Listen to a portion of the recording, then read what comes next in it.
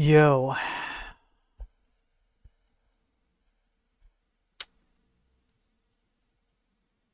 um,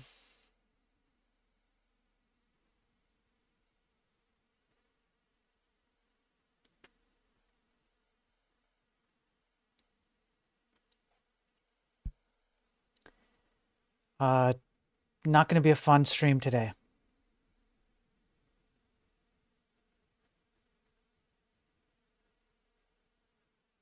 Not going to be a fun stream.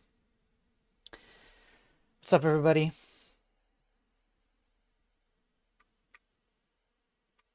I've got a few things to go through. Uh, Yesterday I covered a bunch of people in tech. I went over with receipts. Uh,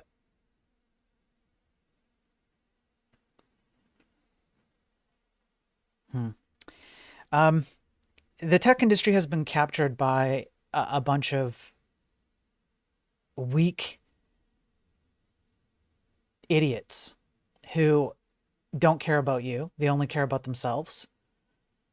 And they cheer for your demise. There are very few people, although some have reached out to me. Demons. Thank you, Ross. Yes, the tech industry has been captured by demons. 100%. There are a few people who have reached out to me that I have the distinct privilege of talking to who work in tech and do not agree with what's going on. They haven't agreed for a long time. That's good. It gives me hope. Such people do exist out there. I want to be clear that when I was displaying those images and pointing out these people by name, which is all public information, by the way, I'm not encouraging you to go after them in any way, shape, or form. Maybe if you want to, like if these people work with you, you might want to do something about, reporting them to HR or something like that. But even if you don't, even if I'm not encouraging that exactly, it's kind of too late anyways. Much bigger people than me are providing all the avenues. They're spelling it out, all the avenues available for people to go and report colleagues and workers and people in tech for behaving this way. I, for one, am okay with that, personally. If these people work, next to you and they are cheering on the demise of a human being, and you don't feel safe because why did Charlie Kirk get, why was evil enacted upon him? Because of beliefs he had, right? And if you feel like you're in danger being next to a coworker because of those beliefs, well, guess what? That's what they've been doing to you for years. Yes, these people have been doing it to you, and particularly in tech. These people work, they pull the levers of social media, algorithms, AI. We're about to go into it. I'm going to go into it today. The ideologies, etc.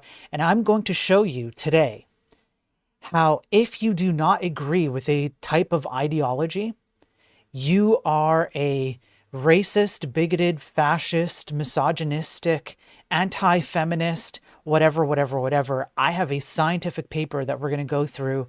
Oh, in oh so boring full detail. I will completely respect anybody who doesn't want to stick around for that. But this is evidence of exactly what I'm talking about. Thank you for the sub, com.b. Thank you for the 2 months, man. I appreciate it. Thank you. Did I press M? No? Am I back? Is my audio okay? Do I need to go back?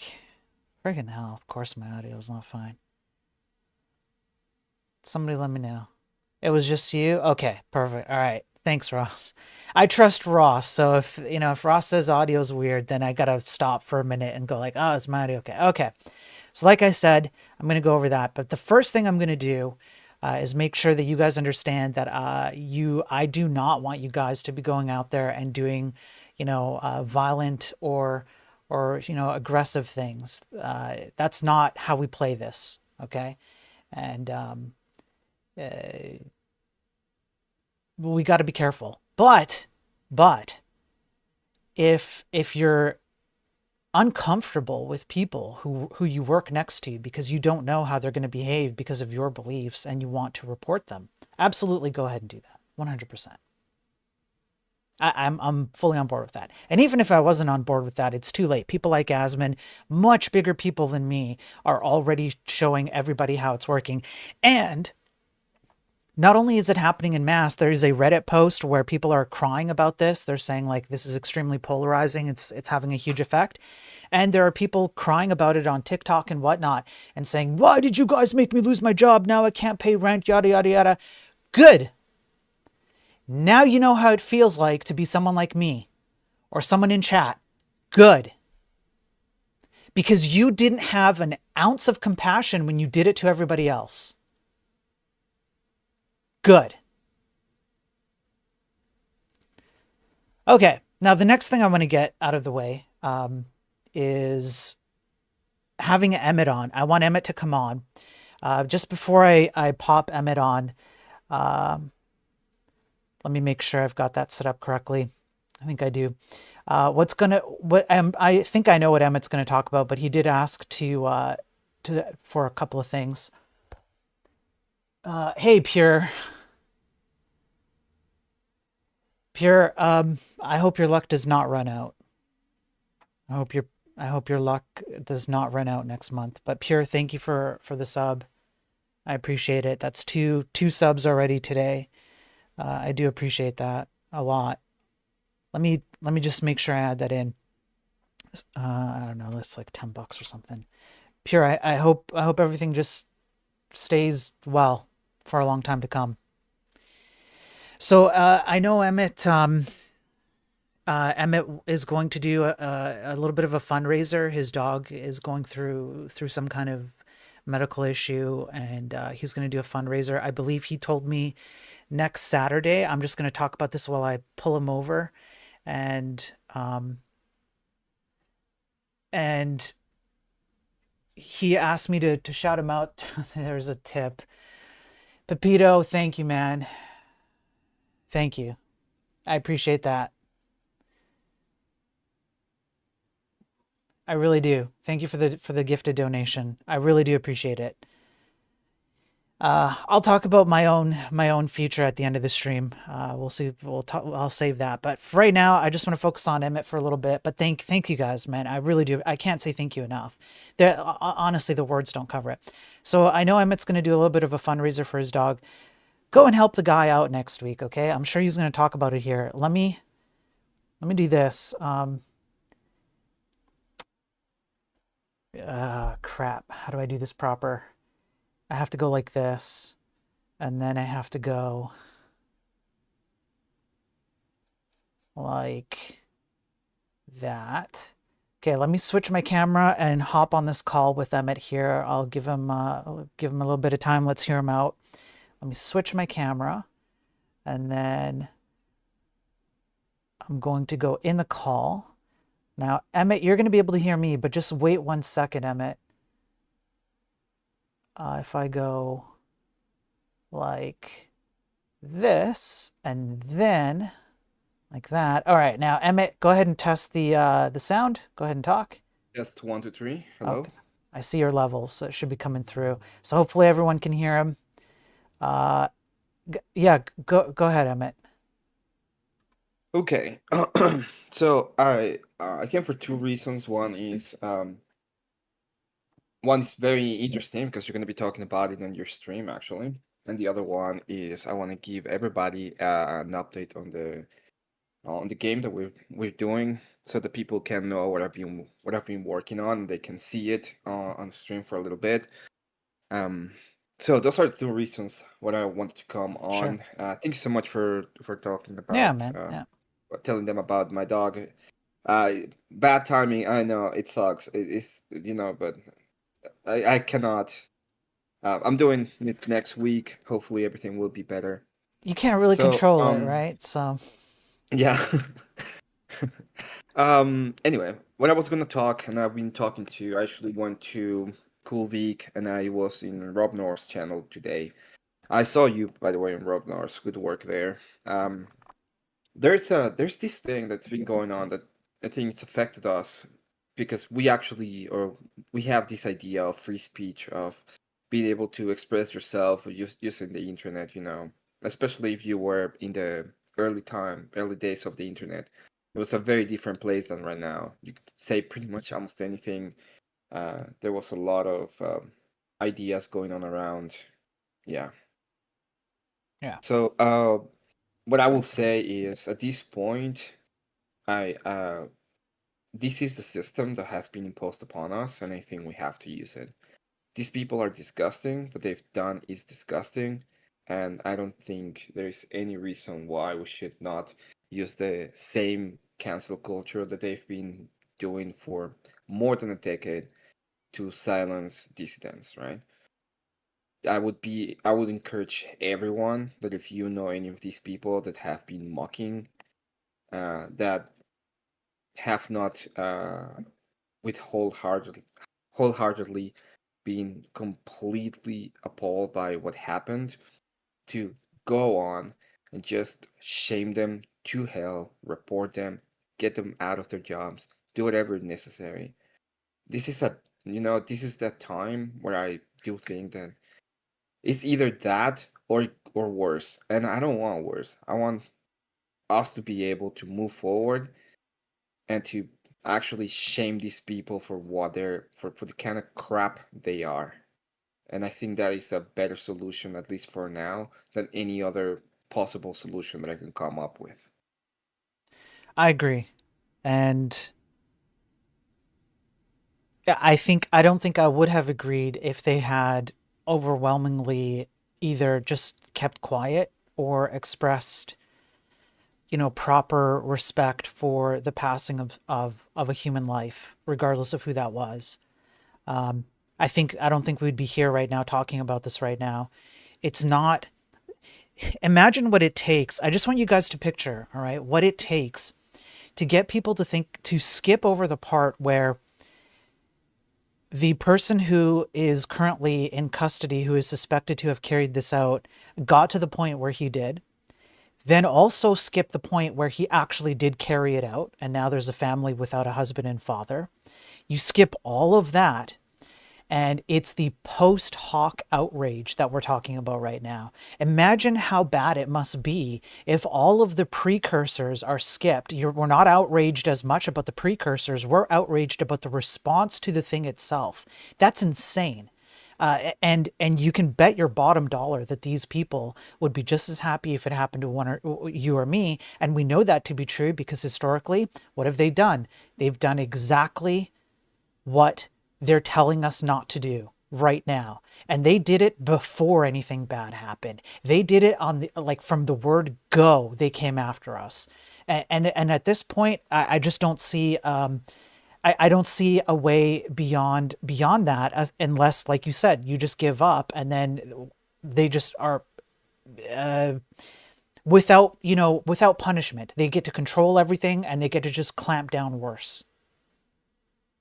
Yeah, they can just go ahead and tell us how bad we are, how awful we are, Yeah, and how dumb, and there's absolutely no repercussion on our end. It's like we're just gonna be the nice guys. yeah, And listen, I have nothing against being being chill and cool, right? right. It's it's not about when it comes to even when it comes to Christianity, it has nothing to do with it. When you are the idea of you turn the other cheek is to the people around you so that you can show them some kind of respect. But it's not about even when it came to saints and the whole idea behind them uh, when they were martyred. Part of the reason why it happened is because they were showing the inconsistency of the people doing what they were doing. Yeah, Um, I'm not gonna go ahead and say that he's at least, and I mean Charlie Kirk, is at least an American martyr. He actually died for the beliefs that the system that we live yeah, in the United States is a good system that deserves to be considered a good system. yeah, So Um, yeah, I'm not against, like I said, I wouldn't want this to happen. I'm not like super. I would love to just be able to talk freely. That would be the greatest thing. Yeah, It would be a great jokes would be way better, okay? yeah, But at this point, we're not dealing with that anymore. This is their own paradigm when it comes to morality. This is what they wanted and they set up in place.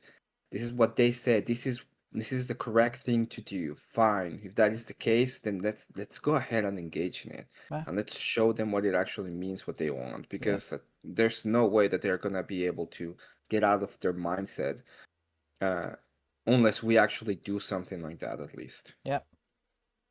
Yeah, we have to show a bit of, resolve, strength, in terms of our willingness to be able to, mentally and verbally, um, and in some respects even legally, engage with them, utilize the some of the things that they've been more than happy to utilize with no issues. They put their head in the pillow at night. They're quite comfy and happy about what they're doing. So I Yeah. don't feel any remorse about this particular course of action. Yeah, I don't think there's any.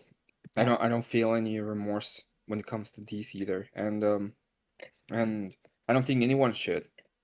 yeah, Like I understand there's a lot of people are gonna be like, well, but shouldn't be like try uh to find peace. This is peaceful. You know, we're not actually going out there and probably we're not going out there and doing what they did yeah, to Kirk. We're actually just using their own standards against them. yeah. And at this point, we should. I don't see any reason why we shouldn't. I don't see any reason why we should just allow them to keep on destroying the industry, destroying the way of living, destroying our morals, destroying our kids. You know, they're the ones that are teaching the kids. I don't see any reason why we should just allow them to do all of that Yep. and not do anything about it. At the very least, the least we could do is just go on ahead, shame them to the greatest extent that we can, and get them fired for what they've done, because that's what they will do. Okay, That's what they will do. Yeah, they yeah, will do it. yeah, You would for less, for way less. You would say you would. There are cases where the people have just looked anybody else wrong, and they pretty much been fired for it. yeah. So yeah, at this point, I don't care. I don't mind. I think it's justified. It's not violent. It's just a way. It's just the least that I think can be done. And I think it will actually make a big change if we start doing it because they don't know. They think that they are immune. Oh, they're the good guys. They would never, you know, they're the good guys. They're fighting for the good things. Well, no, they're not. They are happy for the actual deletion, a public deletion of a person on the other side who was non-violent and who pretty much all he did was debate them, talk to them, and give them voice and talk to people in general. Yep. I agree. I agree. So yeah, um thank you so much, Spirit. That's what I Yeah, want to say. no I'm problem. gonna go ahead and light up the mood a little bit. This is gonna be real quick. I just want people to see it, Sure. so that they know that we've not been completely and absolutely scamming them. Although we will scam you out of their We'll money. scam you. Okay? Yeah, yeah, it's Yeah, true. sorry, sorry, not sorry. We want your money. Yeah, that's right. There you go. So this is I'm just gonna show the character creator and giving you some of the ideas. This is gonna be one of the classes, and as you can see, you can select like the hair style. Oops. Let me know when they can see it. It's probably better They if I should do be it able to over. see it now. Yeah. Okay, so yeah, you can select different hairstyles, which you will be able to do. This is like an armor set. Um, Love the and crucible this hat. is it. Yeah, this is the other one. Yeah, Yeah. Look at that. look at that. That looks cool, eh? Yeah. Yeah, so you can do that. Also made this one with mail. Look at that. uh, good times. Good times, boys. Good Oh, that's times. not it. You can actually select other hairstyles as well. Yeah, these look great. So yeah, we'll be building out a system. I'll do the front end portion of it. You can create your own character in the Mm. step by step, the turn by turn game, and for the one where you pay $1 for a token to play, and you can customize your character. You can customize. You're gonna be able to customize your attacks a bit, and uh, um, your look and whatnot, and then that way the game is a little bit more interesting. You're gonna have your own kind of style, right? So yeah. This is cool. Good job, Emmett. Good job. So yeah, you will be able to get them. They're gonna be cool. They're gonna be cooler. You're gonna be able to just create your character and get, yeah. Yeah. Um, I need to finish it. Obviously, there's a lot of little things that I need to do to get it done. But just want to give you a sneak peek of what I've been working on this side of the art side, which I always like to tell we're sorry. Um, we apologize. The art department apologize because Spira will not let us work and give us time to work on the stuff that we need to work. But we apologize for Spira. It's true. So It's true. Yeah. Calling me out like that, but rightfully so. Yes. Yeah. we'll do more. I'll probably I'll try to get some once I'm done with the character creator, I'll probably start working on the backgrounds, and then after that I'll probably start working on some animations to see some animations, even though they're simple, when you're gonna get attacked or when you're gonna get attacked, and then we can move forward so that we can actually get all of your money, which we're gonna scam out of you. Yep. Because that's how we roll here. Yep. That's right. Yeah. Fair warning. You've been warned. You've been warned. Awesome. um Thank you very much, Spiro, for having me on. Yeah. No problem, Emmett. Welcome back anytime, man. Thanks for popping on. Appreciate it, brother. I appreciate you. Have a good one. You too. You too, man. Also, you have to start defending yourself, okay? Whenever they're calling you Canadian, tell them they're wrong. You're from Portugal. Tell them I'm Portuguese. Have You you know seen what? my Get out of code? here. No, get out. No, get out of here, Amanda. Bye. No, how dare you, sir? Unbelievable. Unbelievable. Uh, thanks, Emmett. Um, yeah, so we're building that. Laugh in chat he's working on the multi-user dungeon game. I'm gonna be jumping back on the HTTP server for that as well. We'll get back into the swing of things and we'll try and make a few of these games happen. There's a lot of good stuff coming up. Haven't given up on them, not putting them down, and just we're gonna come back, right? So yeah. Um, okay. Uh, thanks, Emmett. Again, thank you. Go make sure that you show Emmett some support when he's streaming. He's on my Discord. He is state_of gaming on YouTube or our car oak sometimes. Make sure you show him some support. He'll be back on. I do want to talk about AI Charlie Kirk, so we're going to get into that. And I do want to talk about the feminist programming language. There's an entire scientific paper. We're going to cover that too. What I'm going to do now is I'm going to warn you that there are certain things that I can't show you. So I'm going to have to tease out the content, and I'm going to be playing some videos. I was going to wait. I had decided earlier, I had made a decision to wait and kind of go over these when there was more to it and I was going to cover it more fully. But I'm not going to wait. There's no reason to wait. I'm just going to cover them right now. This is what I have been warning about. One of the things I have been warning about on these streams for over a year now. I've been streaming for almost 2 years, but for over a year, I've spent warning about these things, or maybe just about a year.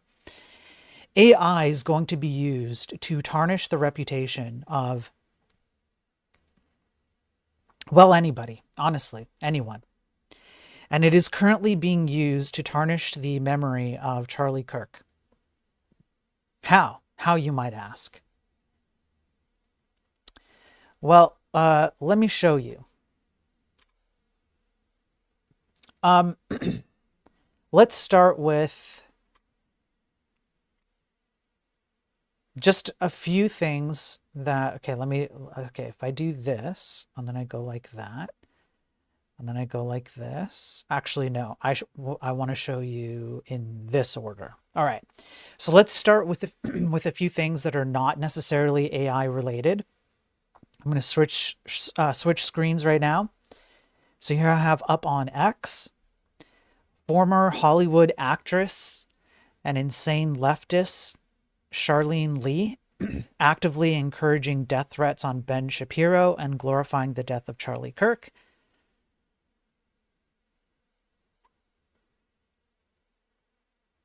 Okay, so this isn't AI related, but I just want you to understand the kind of people you're dealing with.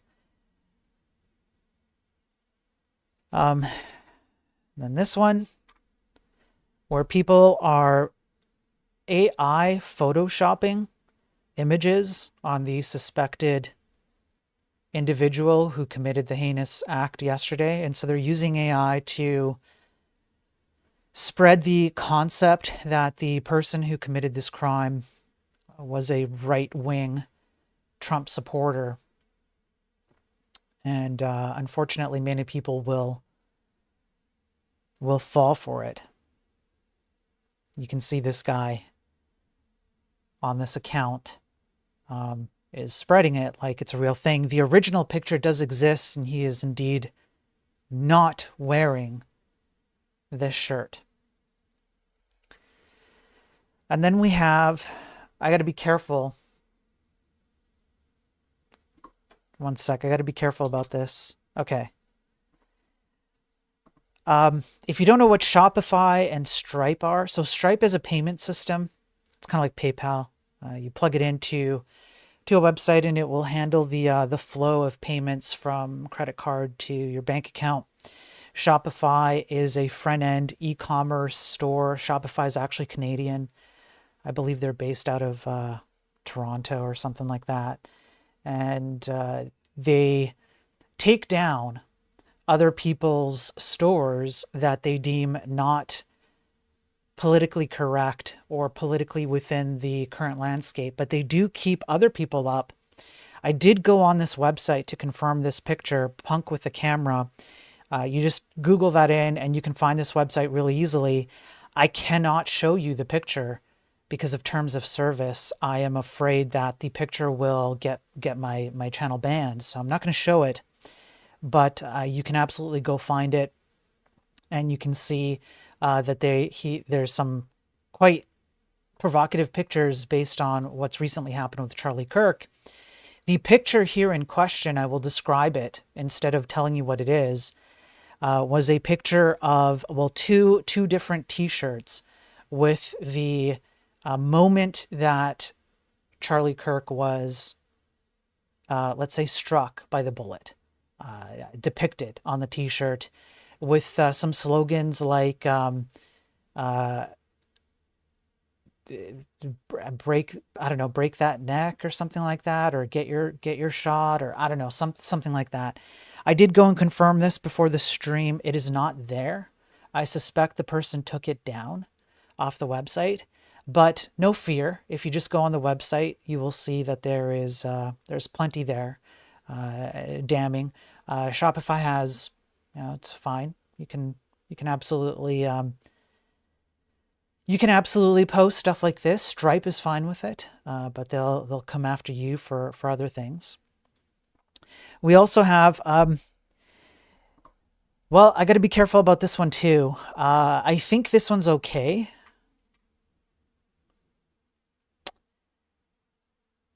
Um, I actually don't know if this one's okay. It's not. It's not okay. I can't show it. Um, how do I describe this? I'm gonna have to describe it. Unfortunately I can't show it on stream. Uh, yeah, I can't do it. You know what I'm gonna do? Hop on my Discord. I'm gonna put it on the Discord general chat. If you guys want to see it, you can see it on Discord general. So let me do this right now. I just type in !Discord, and you can go on the general chat, and it'll be there. Okay, I cannot describe this, so or I cannot show it.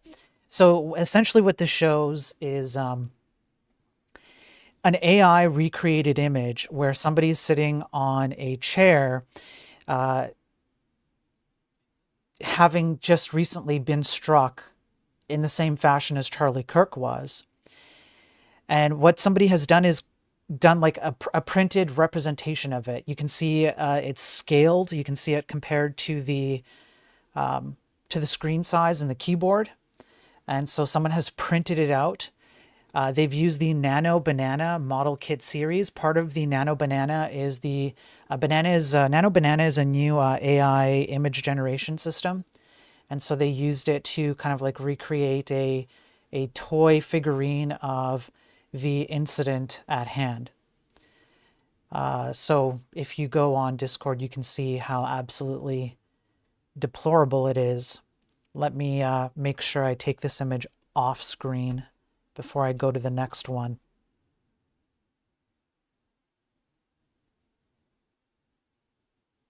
Okay. Now,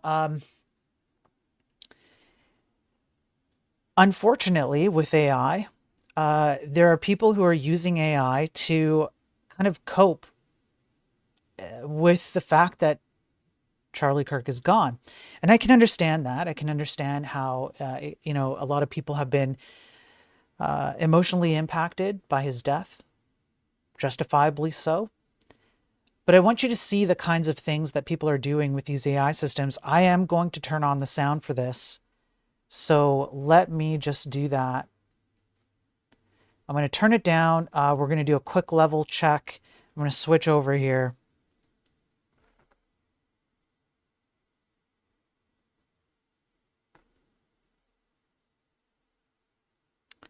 We're going to try this out. So you can do this. Yeah, there we go.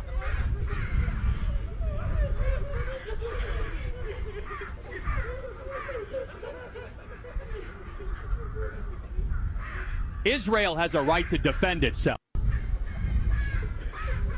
Yep. I don't know about this one. How about like this one? First, I want you to know I'm fine, not because my body is fine, but because my soul is secure in Christ. Death is not the end. It's a promotion. Don't waste 1 second mourning me. I knew the risks of standing up in this cultural moment, and I'd do it all over again. Second, do not let this violence divide us further. The enemy wants chaos, fear, and retaliation. Don't give it to them. Instead, double down on truth. Double down on courage. Double down on your faith and on your families. That is how you honor me. Third, remember this. America is worth it. Free speech is worth it. Fighting for the unborn, for families, for sanity in a culture gone mad, it is all worth it. So dry your tears, pick up your cross, and get back in the fight. Do it with joy. Do it with strength. And never ever let evil think it won. First, I want you... Okay. Let's see if there's any more. Let's try this one. First, I want you to know I'm fine. Okay, same thing. That's fine. Let me see what else. Yeah, here. Welcome, my son. Your work is done. Come rest. Welcome, my son. Let's see, what else do we have? I gotta be really careful. Like, oh, so careful. I don't even know.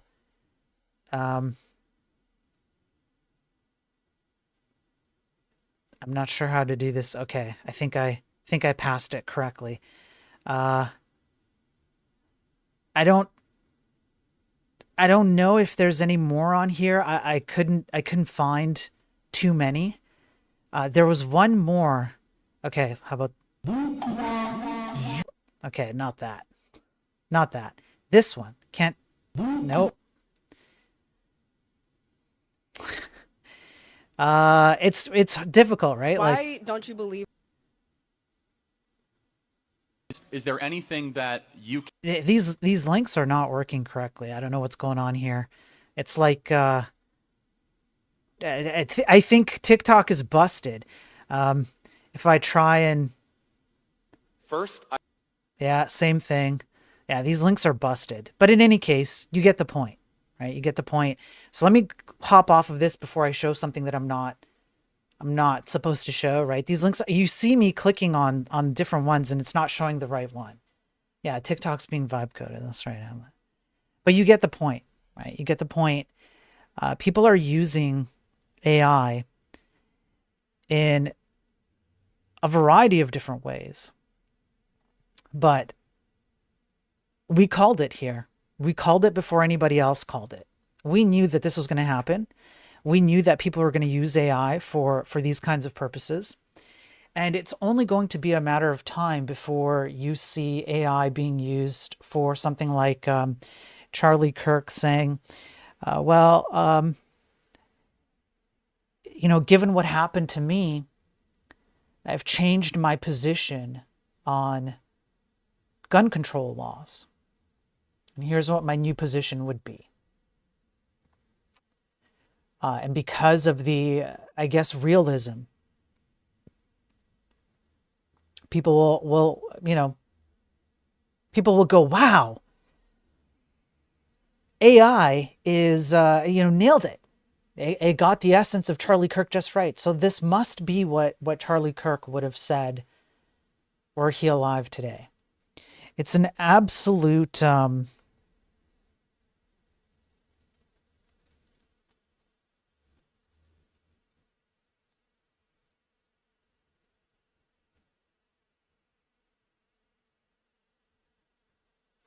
don't know what to call it except demonic.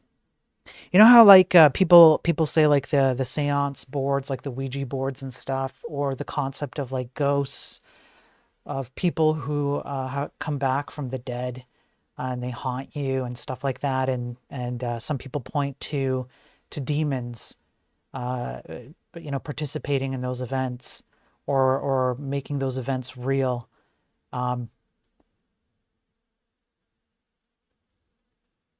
The overlap is uncanny.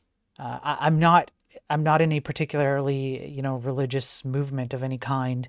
It's just my own personal. I'm working my way through it. But if you were to use the term demonic for what I just showed, I would say that is quite accurate. That's precise. I don't see how you can call it anything else.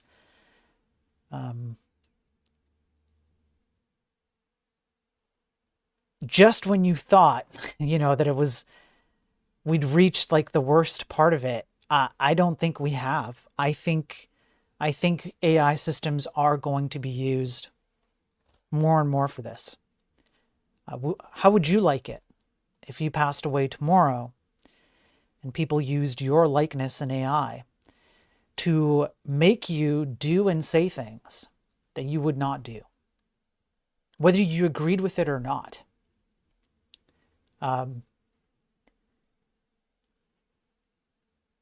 Yeah, it's pretty bad. Now, the tech industry is full of these people. It's filled to the brim with these people.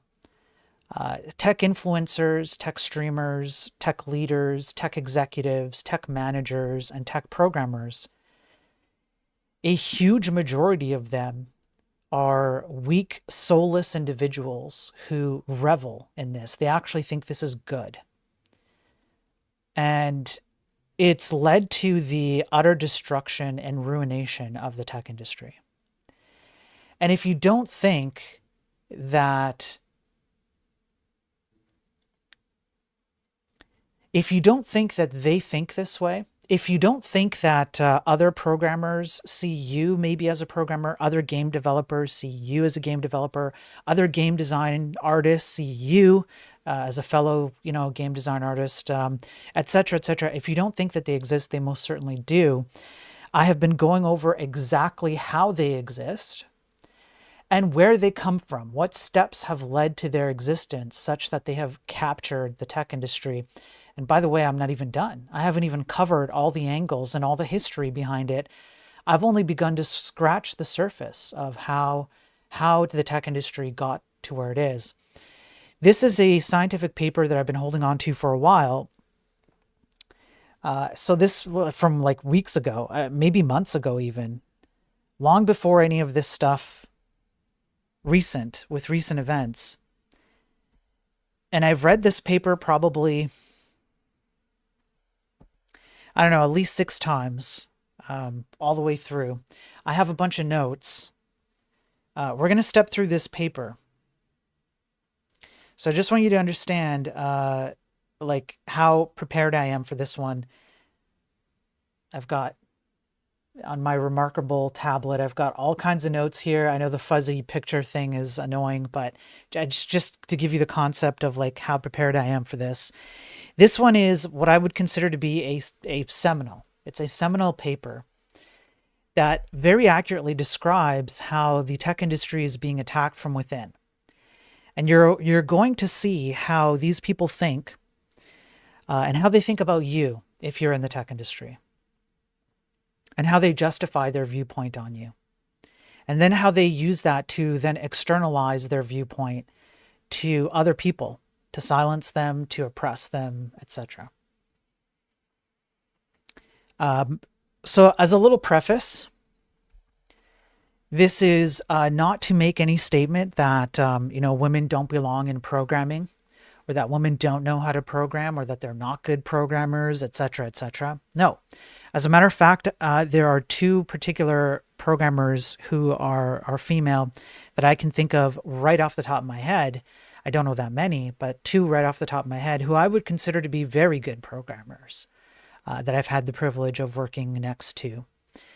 In fact, just strictly by comparison to all the male programmers that I know, I would say that they probably surpass a decent portion, if not a majority portion, of the male programmers that I've worked with. So, my whole message here is that programming doesn't care about your gender. It cares about how well you execute on the task at hand. And women are quite capable of doing this. There's no issue there. If you are a female who's interested in programming, we could use you. Like, we really need good programmers to be in this field because we've lost our way. So this isn't about females, bad, anything like that. However, this is about the lens by which people who are in this industry view the world, view their colleagues, and view the industry itself. So we're going to go through it, and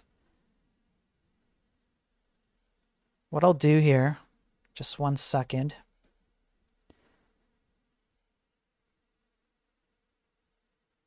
Let me pull up, see if I can pull this up correctly.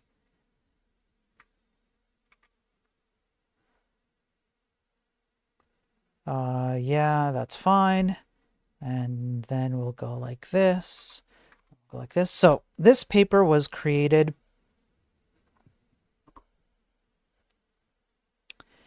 by this woman. Her name is Felian Hermens. I'm not sure how to pronounce that accurately, so I do apologize for the lack of proper pronunciation. She's from Amsterdam. She's a researcher, a programmer. She, as you're about to find out, she has a history in programming, computer science, programming language, a degree, etc. So she's no stranger to the industry. It's not like she's someone who's coming in without any sense of what the industry is like. She participates in it. We're about to find that out. But you can see already, who she is. You get a sense of it, and her background, creating a programming language for everyone. so on and so forth. So what I'm going to do is I'm going to, with that in light, I'm going to read this paper. Not all of it. I will kind of try and stick to the points that I have, which summarize the paragraphs so that we don't have to read it in its entirety. But we will read some of it word verbatim because it does it proper justice. I will do my best to reserve any kind of opinion that I have on it. What I would like to do is leave it as an exercise to the viewer while I go through it to determine what's being said here, and then I can do my closing opinions afterwards. So, first of all, when you think of scientific study, I had to go look this up. When you think of scientific study, you think of like people with lab coats doing measurements and with the beakers and all of that in some lab, or somebody punching in a bunch of numbers on a calculator and coming up with formulas and proofs for things like this. But not all scientific papers are like that. You can have a scientific paper that's considered an essay. So an essay would be kind of like a perspective on a topic based on information that you've gathered that references other scientific papers. So the reason why a paper like this can exist and be called scientific is because there is a place for these kinds of papers in the scientific field where you can write an essay. And that's what this is considered. It's considered a scientific essay.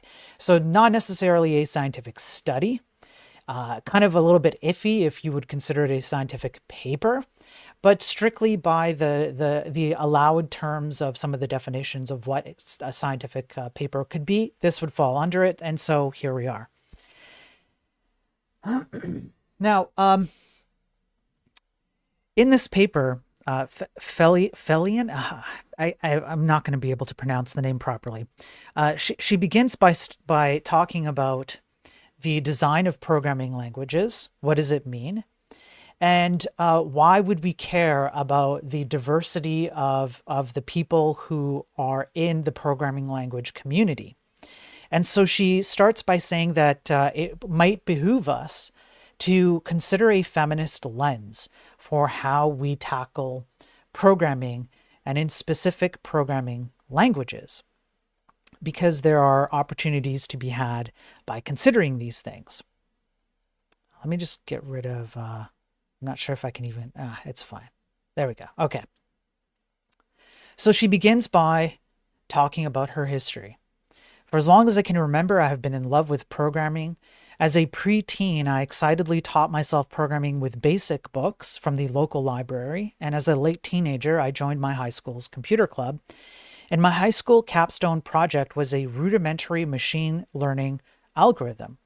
And then she goes on to describe how she created a small programming language for the SAT solving, how she took a PhD in programming languages, and how she participated throughout her career with other programmers and in the programming sphere. She says towards the end here, for all intents and purposes, I am a very normal programming languages person with one notable exception. I am female. For the longest part of my career, I did not want to think about this fact. It was painful to even see myself as different from my peers. I just wanted to blend in, do the things that I liked doing, and not cause a stir. I tried to control surface aspects of myself in order to fit in. No earrings, no dresses, no nail polish, and certainly no knitting. Even though knitting, like programming, uses formal languages and requires mathematical thinking and extreme levels of care and preciseness, and would, in theory, be a fitting hobby. I thought things would be easiest if I would just be one of the boys. So as she continues on, she describes how she went from software engineering to computer science education as she moved away from the programming language community. And one of the reasons why she did that is because of this inability to fit in. From her perspective, she didn't feel like she fit into the programming language community, so she kind of shifted around. She wanted to teach. Instead, she felt it a bit more receptive. And then she started to see that the way that the field is being shaped in regards to people who show interest and who enter the field is, in her mind, lacking. So then she asks these questions, italicized here. How come I, lover of grammars and parsers, creator of a programming language, do not feel at home in the programming language community? What are the dynamics that cause this feeling, and who else might feel left out? I found answers in a place I would have never thought to look. Feminism. Why feminism? I understand thinking of feminism is confusing for programming languages people. Trust me, it did not come naturally to me either. I thought feminism was about gender. How can gender of all things play a role in programming language design? How indeed? Yes, programming languages are mostly made by men, but how can that matter? Feminism, as I understood it, concerned itself with inequality. It encouraged people to start women in tech groups and such. Things I did not think I needed. After all, I had not needed anyone's permission or encouragement to study computer science. Feminism was something that others needed, not me. Embracing that would be embracing my gender, and I wanted to rid myself of it. And because of my interests and studies, most of my friends were male, so in my social circle and in my workplace, feminism was not looked upon with great admiration or praise, making it even more unlikely that I would think that it could be of any value to me. When I sometimes cited feminist work that I found interesting, I was not met with enthusiasm. So I stopped bringing feminism up in those circles. It wasn't until I met more women in science outside of computer science and in my personal life, like the knitting group she was in, that I found spaces to learn about feminism and how it can help us understand the world, including the programming language world.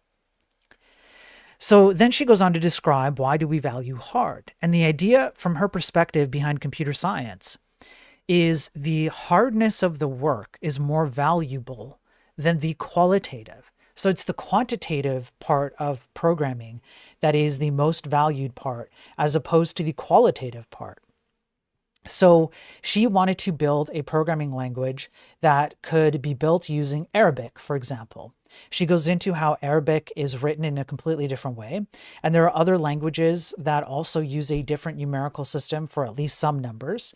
And so she thought, why is it that English is the primary way that we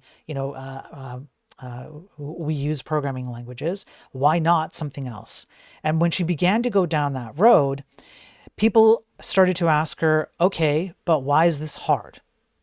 Right? So I'm just repeating to you what she experienced when she started going down this road. And so she created this programming language called Hedi, or Hedi, I think. I'm not sure. And she feels really proud about it, right? Of course she does. And then she describes that hard work is something like mathematical proofs or, boundaries of programming design, things like that. And because people didn't see her programming language in terms of allowing people to use different languages, like different oral languages or written languages for programming, because they didn't see it as hard, she began to ask questions about why that is. So then she goes on to describe how feminism can help question values and priorities of programming languages. So as an example, and to some degree, I do have to agree with this point. I did say I would reserve judgment, but this isn't judgment, this is an agreement. There is a focus on programming languages that are easy to read for the machine rather than easy for people. Now, to a degree, I actually do agree with this. There is a disconnect. You have to agree that there's a disconnect between a human being being able to read machine code versus the machine being able to read machine code. So I'm in agreement there. I will let go of anything else I want to say about it. I'll just put that there, right? I'm trying to be objective and fair and start off on a positive foot about this. So I will hold back on anything else. If you guys want to chat about it, yeah, you can go ahead. Just make sure you keep it terms of service friendly and don't be, unnecessarily mean or whatever. But That's what it is, okay? And so she continues on that to continue to bring up the point that qualitative work in programming is less respected than quantitative work. Okay. So she sees it as an opening for more understanding on how we can build better programming languages. Then this header, I'm not sure what this header is supposed to be. Feminism can to better us understand science. Sure, okay. So she reads this paper called Glaciers, Gender, and Science. It describes the concept of women in science, how they have been, let's say, become a minority, how they've been pushed aside, and it colored her perspective on computer science and women in it. In this paper, Carrie et al. Wrote, most research and hence discourse and discussions stems from information with mainly characteristics and within masculine discourses. Valuing hard technical work over work done for the sake of helping others is a masculine discourse. That's how she describes the programming language community. The impact of men on programming language research goes beyond that described. Since programming languages are not discovered out in the not discovered out in the wild, but are made by and for people. Okay. So then she goes on to describe what is feminism. A worldview that values women and that confronts systemic injustices based on gender. According to the Stanford Encyclopedia of Philosophy, feminism is an intellectual commitment and a movement that seeks an end to gender-based oppression. Oppression and discrimination can be explicit, the right to vote or have a bank account, or implicit, preferring things that are deemed hard, as described above. Now,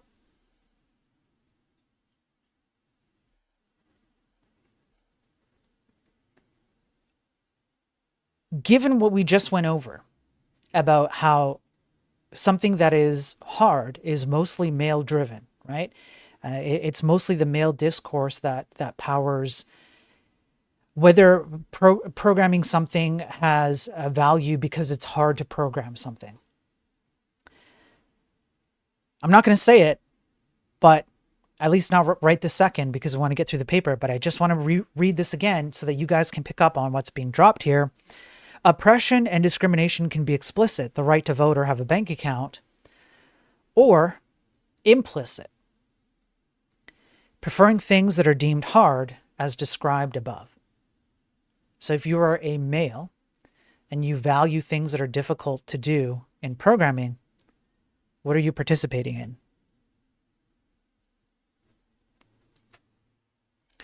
In an academic context, feminism helps us understand and address discrimination that is harder to see and identify, implicit and systemic discrimination.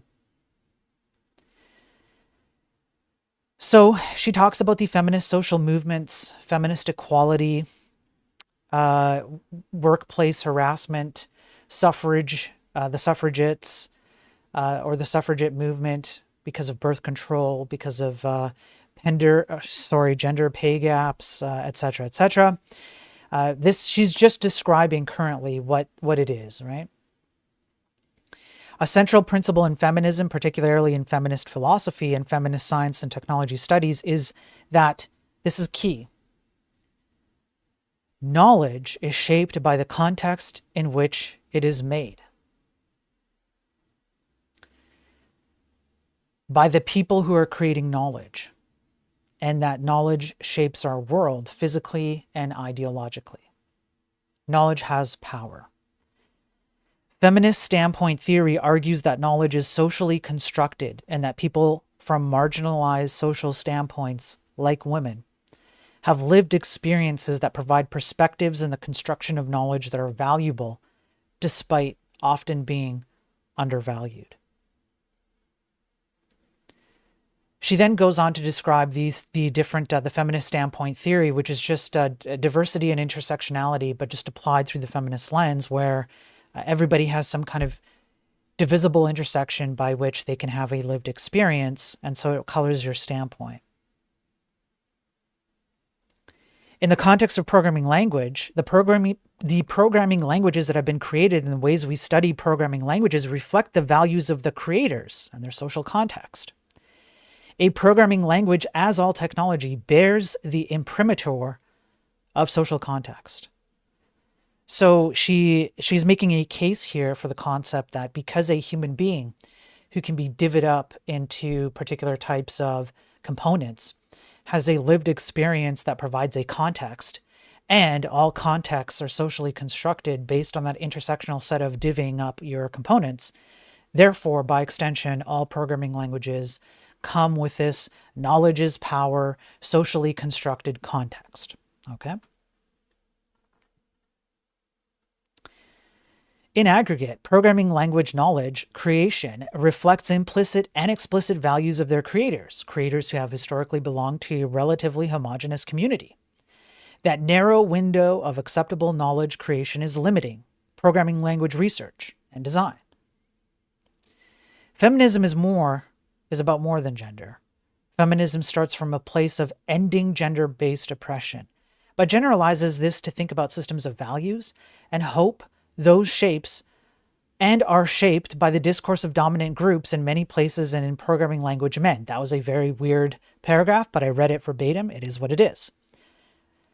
In this paper, we are drawing from inclusive and expansive view of feminism and feminist theory, including intersectionality and third world feminism. From this lens, feminism takes into account how discrimination across many different social and cultural identities is interconnected. To address and reduce discrimination, we need to understand how gender, race, class, sexuality, disability, nationality, etc. intersect. Lou Hammer famously said, a famous American civil rights activist, nobody's free until everyone's free. Feminism is for everyone. So what she describes here in this portion is the concept that feminism will open up the door for men also to benefit from enhanced programming language design. Because as she's about to go into, when you look at programming language design from a feminist lens, it opens the door for particular enhancements that'll make it better, more enjoyable for men as well. So therefore, everybody wins by looking at things through this lens, not least of which being that you end the discriminatory norms, okay, and systemic injustices. So she goes on to describe the structure, yada, yada, the thesis statement. We can build a more inclusive culture inside of programming language design. And then she talks about exclusion. Knowledge is not absolute and neutral. Knowing cannot and should not be separated from context, from the knower who is doing the knowing. This leads us to question what type of knowledge and knowers exist in programming languages and how that shapes the resulting languages. This might be a hard to grasp statement for people with a computer science background because 1 + 1 = 2, whatever you think about it, right? However, so much knowledge is contextualized without people realizing it, even in programming languages. For example, Western programming language designers might disregard cultural aspects of non-Western languages, like non-English numerals. Let's consider a definition in simple grammar. Digits are 0 through 9. I had never realized before I started to work in localized programming language design that this does not include all people's experiences. In Arabic, digits are not 0 through 9, but this symbol to this symbol. These numerals are not included in most programming languages, creating an exclusive, like an exclusion of these people from the field. We do not, therefore, take into account the knowledge they have built, the life they have lived, the context that they live in. Likewise, programming language designers often fail to take visually impaired programmers into account. For example, system.cout is not a great user interface, UI, if you're consuming code via screen reader, which might read this as system.cout greater than, or even system pause C out greater than, since a full stop is not read in regular text. At the moment, accessible programming languages that ensure usability by people with disability, like the language Quorum, are uncommon. Now, I will say again, on a positive note, I do have to agree with her here. We do not have good accessibility features for programming languages. I actually do agree here. She's got a good point. If you think about the programming languages that are available to us, they do tend to lack in terms of the ability for someone who needs to use a screen reader to be able to properly, parse out and understand. It can be a challenge. Is it impossible? I'm not sure it's impossible, but it definitely is challenging. I would have to agree with this. Error messages are another way. Error messages are another programming language design feature shaped by people's standpoint, by their lived experiences and values. For many programming language designers, error messages are an afterthought. Other aspects of design will likely overpower the careful crafting of error messages, such as an optimized compiler or an elegant syntax. Many language designers explicitly or implicitly take the stance that users will just have to deal with error messages when they occur. Error messages in many languages explicitly do not include the user in their phrasing, saying things like missing bracket or unknown variable, which leaves the user out of the equation. I just want to read that one more time. I just want you guys, like I'm dead serious here. I want you guys to pick up on what's being said here. Please pay attention. Error messages in many languages explicitly do not include the user in their phrasing, saying things like missing bracket or unknown variable, which leaves the user out of the equation.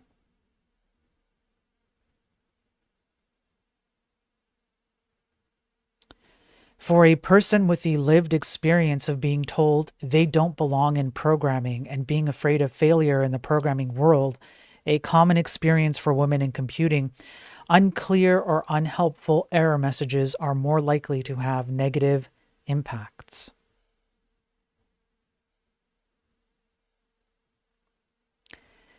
All of these things, therefore, lead to the necessary exclusion of people who already have a hard or difficult time finding their place inside of the programming community. The exclusion of women in computer science. So she goes on to represent the case that women are being excluded and that they are a minority. In 2015, only 20% of people receiving a PhD in the US were women, and female researchers are estimated to only have authored about 10% of computer science papers. Underrepresented problems are magnified when considering the intersection between race and gender. And so then she describes the average percentage of women computer science faculty members in the US is almost 17%, but the programming languages community is second lowest with 14%, second only to the theory, which is 13%. Only 10 female organizers out of 78 are found in programming language organizations, a percentage of 13%. The next section is a childhood of missed opportunities and experiences. So essentially what she describes here is the concept that boys are treated like boys and girls are treated like girls. Men and women grow up with a difference of, let's say, guidance, because there are predetermined views on which gender belongs in programming. That's her case. That's what she's saying here. So the idea is something along the lines of boys are more interested in things and girls are more interested in socializing, people, more like empathetic or sympathetic things. So it's quantitative versus qualitative again. And I think she rightfully makes that case. I think that's true. And so girls are guided towards activities like sewing, embroidering, more girly types of things, whereas boys will do things like sports or programming, chess, things like that. As a result, the socialization of girls versus boys is very different. And so right from the get-go, girls can feel that they cannot enter the world of computers without endangering their sense of femininity. A study that she references finds that teachers encourage boys' technological play in different ways than they do girls. So right out the gate, we come out with boys and girls having been predisposed to, whatever she's describing here, stereotypes. Stereotype and the stereotype threat. And so she describes how there is a negative stereotype threat. For example, a lot of people think women are bad at math. And so therefore, when women enter the mathematical field, they're immediately treated or looked at as if they're going to fail.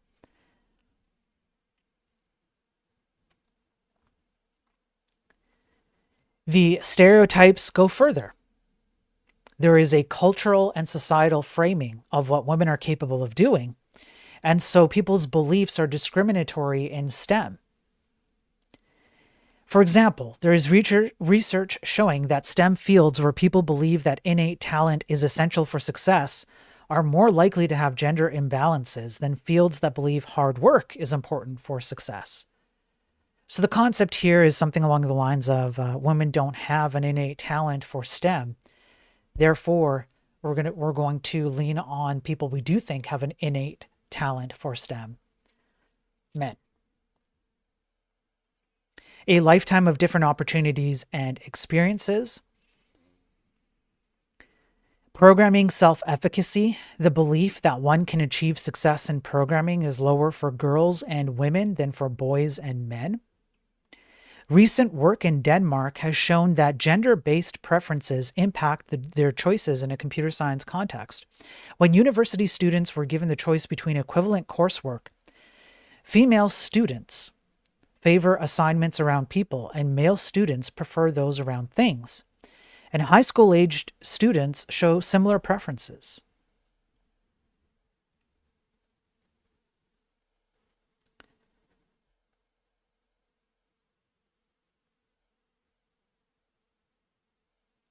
Okay,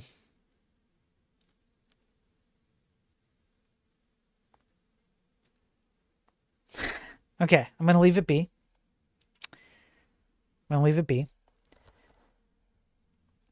I'll just reiterate what she's saying here. When given the choice, girls lean towards the people and boys lean towards the things. It continues throughout their academic life.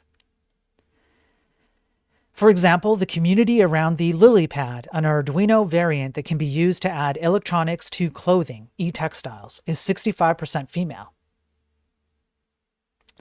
Critically, interest and behavior is malleable, even in light of factors like gender. It has been observed that gender-based differences in interest disappear in more demographically balanced and culturally inclusive settings.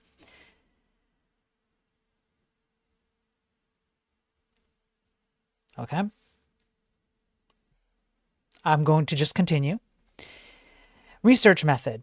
So we analyze programming languages through a feminist lens. What is this lens? Well, what's lens, right? And so it's like photography. It's how you view the world and how you interpret information that you receive. And then she goes to talk about social sciences, how your community, your context, etc., can form a lens by which you see data. The goal of the essay, and so she does consider it an essay here very explicitly. What does it mean to design a programming language? And what is a programming language for? Gendered science and knowledge. Natural science fields have historically been defined by and their credibility built upon manly attributes. In glaciology, these manly attributes are triumphs over hostile lands. In programming, these are triumphs over complex maths. The programming language culture is largely masculine. How so? Well, A study of over 2,000 papers authored between 1973 and 2012 in programming language conferences identified 65 empirical studies into aspects of language design. So what she's explaining here is that when programming language design is considered among the scientific field for designing programming languages, a very small portion of them consider the qualitative works of programming language design. Therefore, views are limited, and one cannot create a good programming language purely through quantitative, mathematical, formalized proofs about what a programming language should be. She goes on to describe other statistics and analysis whereby programming language design is heavily devoid of qualitative efforts to make it, holistic. That's what she says here. We are robbing ourselves of a place for conversations on the different perspectives and the ways people use with programming languages. How do we study programming languages? She goes on to talk about more papers. The soundness, clarity, and depth of a technical or theoretical contribution and the level of thoroughness and completeness of an evaluation. Such formulation leaves room for user studies which are also published in software engineering. However, what is accepted is overwhelmingly quantitative methods. So she says that there is an opening. You can absolutely create papers that tackle the qualitative metrics, or I guess just the qualitative outcomes of programming languages, but the acceptance rate of qualitative versus quantitative is not there. It's vastly underrepresented. So she continues to go over this, how people's anecdotes, user experiences, semantics, the use of a programming language, these things are underrepresented in the scientific field, and only the quantitative stuff is tackled. Feminism can help us to understand the narrow and numerical methodological practices, research methods and practices that do not fall within the masculine discourse of hard are seen as less valuable. These are frequently associated with women/femininity, such as research involving people and qualitative work more generally. That means that our community does not employ these research methods, even though they could shed a different light on how to improve the state of the art for all people that work with programming languages and systems. Okay? She goes on to describe how programming languages is framed as a mathematical concept. You need to have a proof. When you're creating a program or a programming language, it has to be based on some kind of proof style. She uses the mathematical proof as a comparison of that. I too believed for a long time that mathematics is the true origin of programming languages and computer science. Many computer science departments were part of mathematics departments before they became separate departments, although the history of computer science and math is long and complicated, and not true all computer science programs are part of math. MIT computer science originated as part of the electrical engineering department.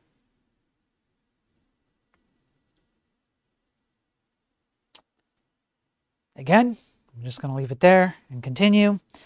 And Harvard's came from applied mathematics, part of engineering. However, programming did not start off as mathematics. It had to be made mathematical. Programming started as an activity closely related to electrical engineering when programs were created by connecting wires.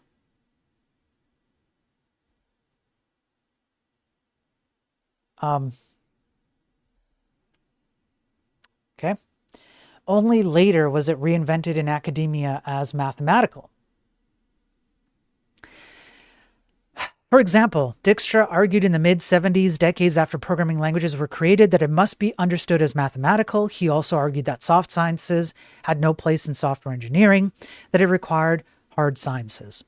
And so she continues to state that this kind of thinking necessarily excluded women who originally found themselves as some of the originators of programming. How so?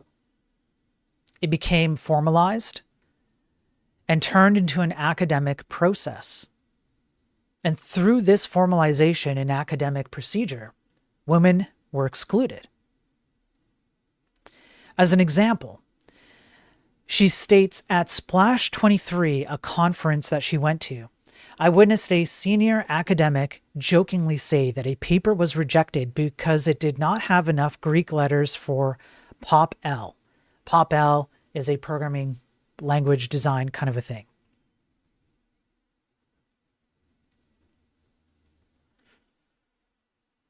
Now, where does she get the concept that women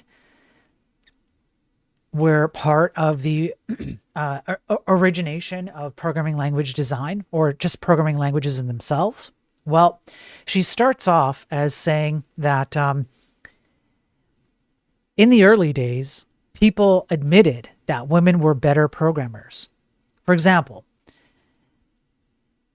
the early days of computing were unusually open to females because of the lack of a fully established scientific or engineering discipline, and therefore it left space open for women. As programming became more automated, it was replaced by men. Not long ago, programming was seen as women's work. People used to believe that women are good at programming because they are fastidious. They worry how all the details fit together while still keeping the big picture in mind, and programming requires patience and persistence, and these are traits that many girls have, and she cites a couple of references for this. In this regard, programming differs fundamentally from glaciology and other subfields in engineering and academia in that programming started female and became male, while other fields were male from the outset and remained as such.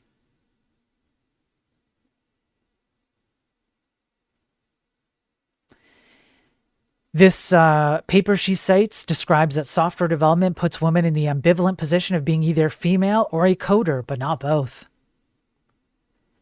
And then she describes her own experience. Reading that work, I remembered my rejection of knitting, of earrings, and of dresses. I saw my own history through new eyes.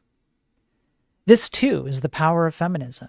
It connects women through time and space and gives them a deeper understanding of themselves. In a field with so little women, it is hard to gain this understanding. I was never exposed to feminist or inclusion research before I deliberately went looking for it. And yet, reading about the experiences of all those other women in different times and places who were also struggling with belonging in a field that they love made me understand a part of me that I was never able to before. Systems of scientific domination: structural, disciplinary, hegemonic, and interpersonal. What is structural domination in programming language design? It's structural because you have to follow a particular set of processes in order to get across an accepted level of programming language design that is fundamentally masculine. So she just basically refers back to the masculinity behind these systems and then says, therefore, it is structural. You have to have the appropriate metrics. You have to meet these baselines, etc., etc. It's not qualitative. Disciplinary. It means that you cannot deviate from the kind of work that people put in. If you deviate from the quantitative work and you decide to do something qualitative, you're not taken as seriously. So again, she refers back to the, oh, that's a feminine way to do programming. Ew. That from her perspective, right? The hegemonic. She describes, again, referring back to the concept that the programming language computer science field is male dominated, and therefore you have the male hegemony. Interpersonal. So this is one that I want to dig into just a little bit. She says, one way in which this happens, the interpersonal exclusion of other people's voices, is by disallowing non-traditional programming language researchers deep discussions, for example, at conferences. A person researching a traditional programming language topic, such as dependent types, is quite likely to be greeted at a conference with immediate deep questions about their work. Have you seen this paper? Do you know such and such? From their perspective, conferences are rife with opportunities to learn. In contrast, Those who are working outside of regular topics, as I have personally experienced both when working on spreadsheets and on non-English programming languages, are only presented with entry-level questions. Why is that interesting? Why is that hard? The latter question tying into the notion that hard is valuable and valuable is hard. It's emotionally draining, and it robs researchers from learning more. Colleagues mentioning to me that attending a conference is valuable because they always come back with new perspectives has largely felt foreign to me. I was in so many cases the person providing the new perspectives, not receiving them. A similar dynamic happens for those using non-traditional research methods. Basic questions about qualitative research rob qualitative researchers of the experience of learning. How so? If you are female or non-binary, or if you're a researcher with a disability, or if you are not white, you face another distracting dynamic. You are confronted with questions about yourself.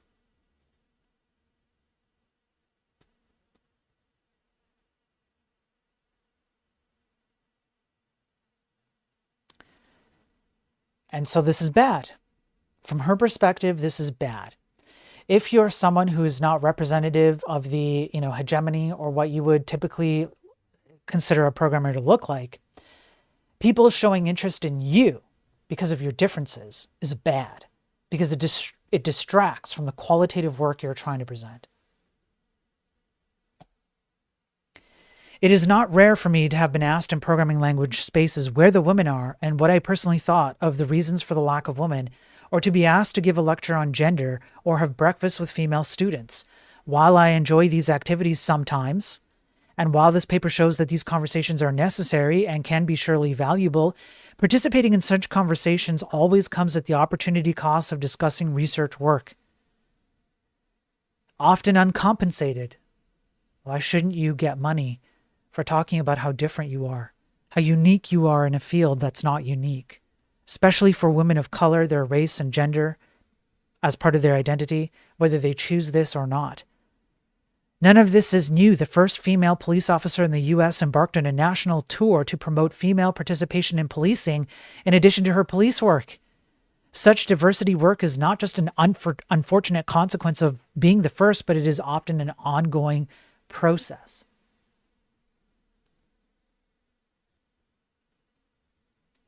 As Morrison says, know the function. The very serious functions of racism is distraction. It keeps you from doing your work.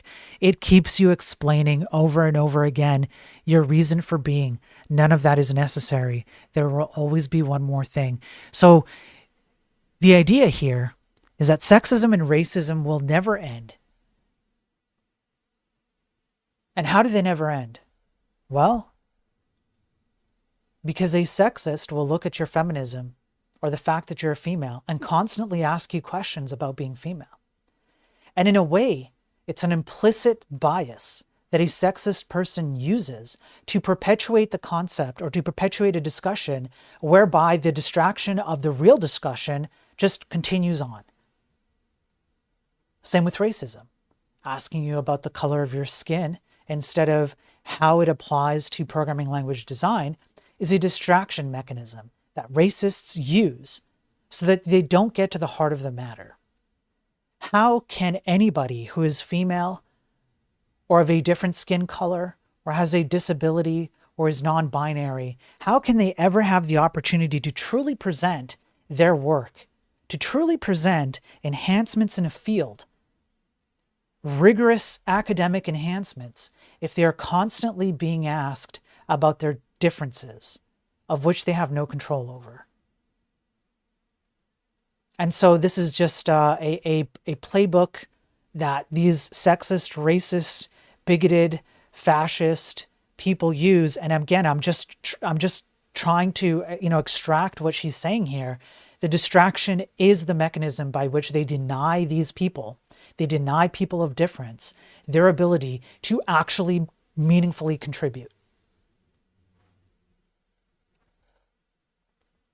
Knowledge production. Who is involved in gathering data and what data is being gathered?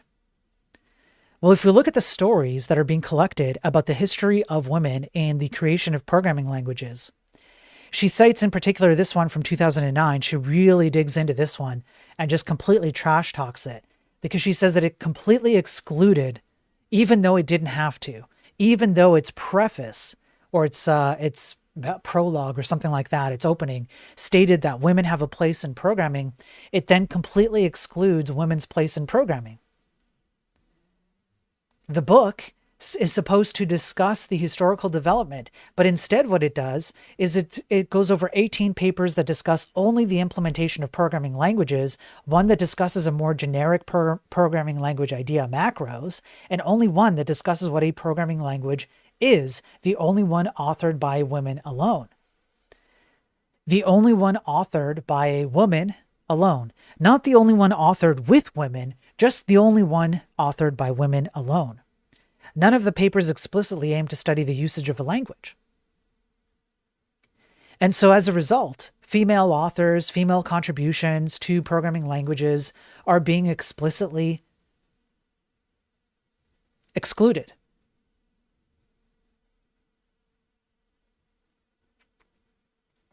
How do we develop languages? A common practice is called dog fooding, which means that we use our own tools. So therefore, the unspoken assumption that the original creator of a programming language can take is on the viewpoint of him or herself.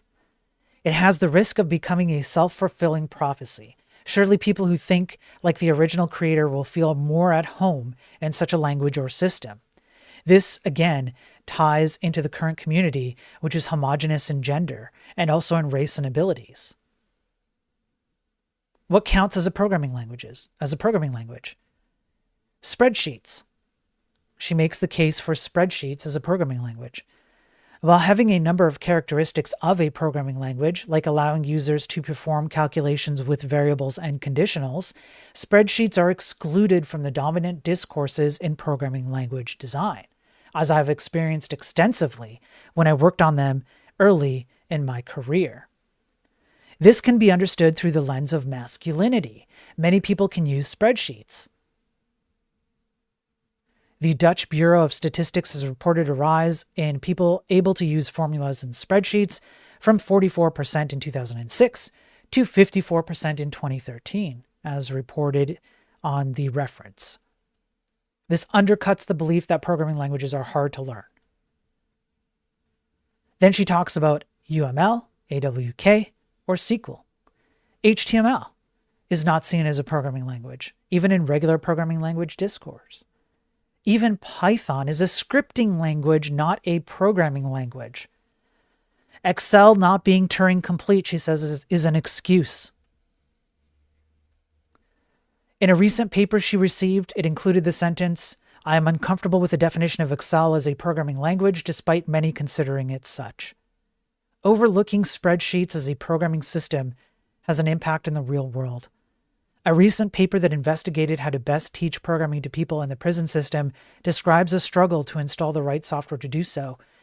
When at their conference presentation, they were asked why they did not consider Excel, which in addition to formulas includes a VBA interpreter, which was available, the audience burst out in laughter. Not seen as formal languages, they are excluded from study even while having a history connected to programming, such as knitting, crocheting, weaving, sewing, and recipes. Jacquard looms were the original use case for punch cards, and early forms of computer memory were woven by hand. Women hand-threaded wire rope through and around magnetic ferrite cores for NASA's Apollo guidance system.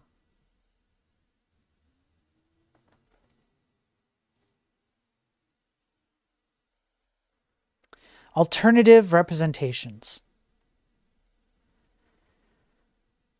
So the idea here is the diversification of programming languages aimed at more qualitative things, attracting people that value different things. One notable initiative was the Socio-PLT research program of Leo Mayerovich from Berkeley, who studied what factors lead to programming languages being adopted and found that these are often social and not technical factors. It won Best Paper in UPSLA 2013 and the most influential paper in 2023, so we can consider it successful. And therefore, people look at sociological factors, factors that are not based on the masculine proof of work hardness stuff, in order to determine whether a programming language is worthy for them. However, it didn't make a dent in terms of programming language design and programming language creation.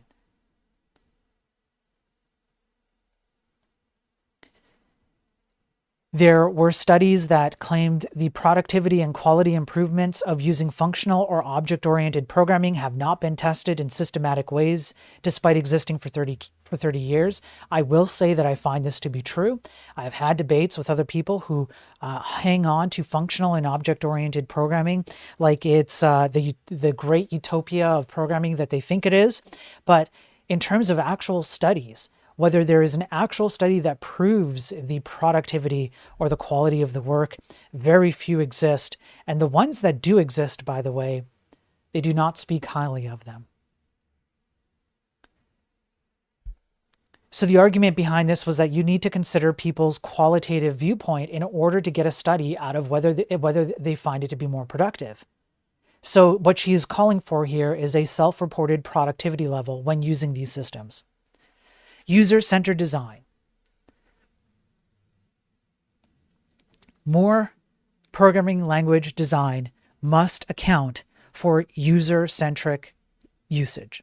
So the methodology, wording, verbiage, structure, error messages, etc., have to be based on all of the stuff she's talked about before. Programming language diversity. We need to have more languages, more programming languages, in ways that people can write better, depending on your context. So for example, there is an essay about programming languages that is built into non-traditional users. So wordplay. In hindsight, in this wordplay paper, it's a thing, we'll look it up in a second. In hindsight, I wondered how such a small privileged group of Western, mostly white people managed to shape so much of computing, and through computing, so much of our modern world. The result of Coe's exploration is a programming language in which we can manipulate emoji and letters, where a program is called a performance, catering to people with an interest in writing and text.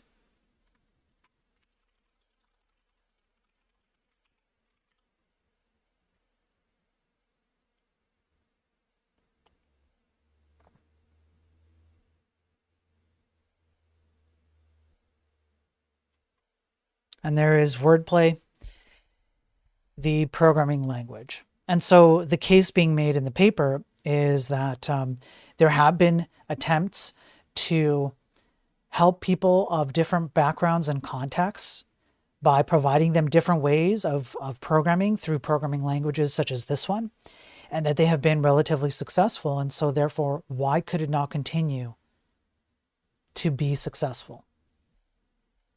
Why can't we do more of this? Let me just go down and see if there are any more pictures. I don't think this one has any more pictures. Yeah. Let me have a look at images. Yeah, there really isn't any more pictures beyond that one. In any case, let's continue. We're almost done. Non-English programming languages, we've been through that. Arabic. Someone created an Arabic version of Lisp. Another example is Wen Yan in classical Chinese. And more generically, arguments have been made for non-English programming languages. She created one called Hetty. It does exist. And she has also received some disinterest. Not necessarily backlash, but disinterest. Exploring programming in feminine coded formalisms. Activities associated strongly with women are typically not covered in the programming language's context unless used as a way to make programming languages more relatable for the layperson, for example, in wherein a recipe is used to demonstrate a formal language like a computer language. So essentially what she's saying is that you can use things like weaving as a term inside of programming language design. She literally says that right here. Weaving. Weave could mean to decide whether a warp thread is to be picked up or not.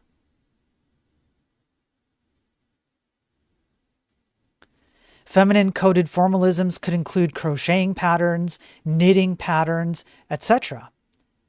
Think about this. We already have machines that knit for us. So why not include more feminist, inclusive terminology in programming language design, whereby you can use this terminology to mean all kinds of things that are appropriate? However, what's happening, she states, is that the masculine research in the natural sciences has a strong tendency to classify, measure, map, and ideally dominate and control. What came before, what comes next? We are by no means the first people to discuss the history of women in programming languages or to report on the effect of the mathematicalization of our field on gender diversity, or even the impact that feminism could have on computer science and programming languages. However, I was surprised to read how little there is on the understanding of feminism within programming language design and computer science in general. Seeing the amount of researchers who have explored feminism and programming in so many ways, including dozens of women I had never heard of, was as much comforting as it was painful. How is it that I can exist in computer science for over 2 decades and never hear about any of this work in my education, in conferences, in books, and talks?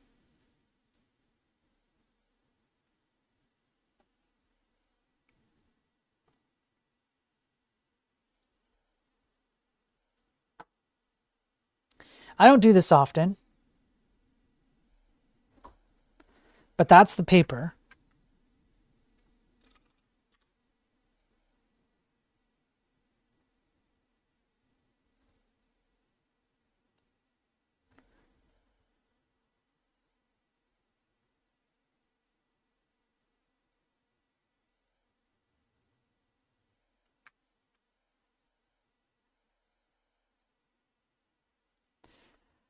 What do we think of this paper? Thoughts?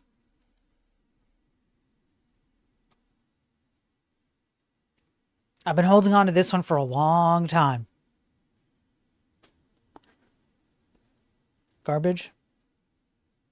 Yeah. Any other thoughts? Just try and keep it, terms of service friendly, please. But, curious about people's thoughts. I'll give everyone a minute. Mostly I need an excuse to drink something because I'm parched after all that reading.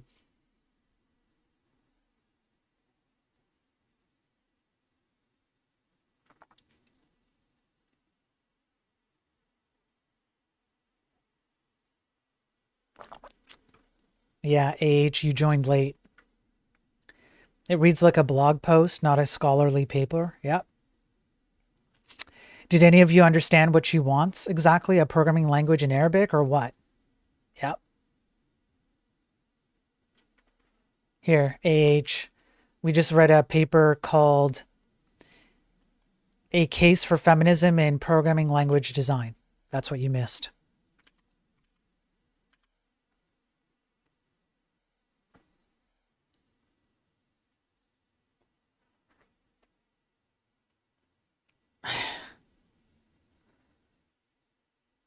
Yeah, AH, yeah.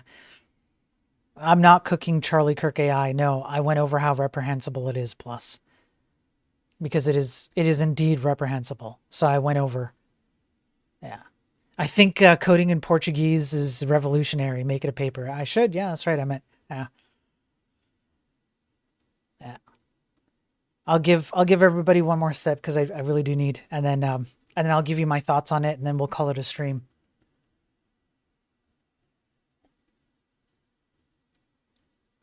Oh man, just a sec, because I'm gonna cough. I don't want you guys to get ear blasted.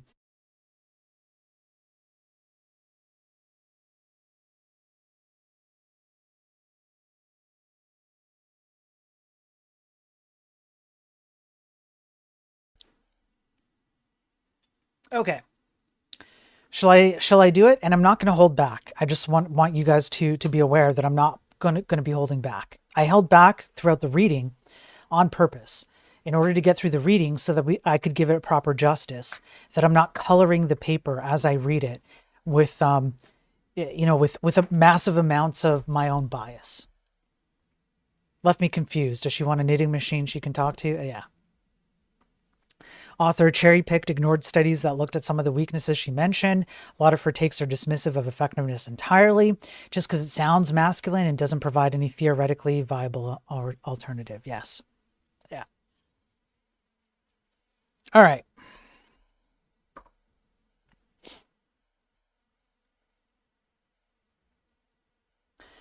So what are my thoughts on this paper? I'll leave the biggest one for last, but here's the biggest one. First of all, like many of you, I'm confused as to what she actually wants. That's first and foremost.